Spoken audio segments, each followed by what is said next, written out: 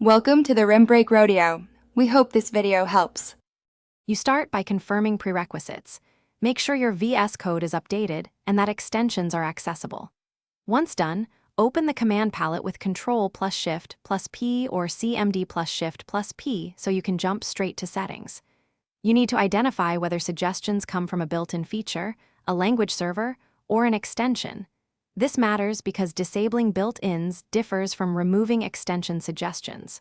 So, inspect the Extensions pane and Settings UI now, and get ready to toggle sources of suggestions. Now you take control. Open Settings and search for Suggest or Quick Suggestions and disable editor suggestions you don't want. If suggestions are from an extension, click its gear icon and choose Disable or uncheck its suggestion flags. You can also disable per workspace. For language servers, modify the LSB client settings, set completion.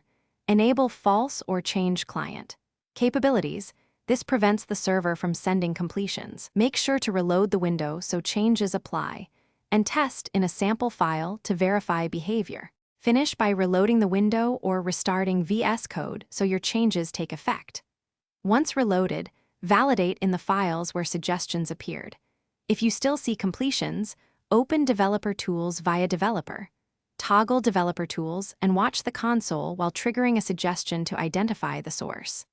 If that fails, disable all extensions temporarily to isolate the culprit, then re-enable them one by one. This diagnostic step quickly reveals which extension or setting is still injecting suggestions.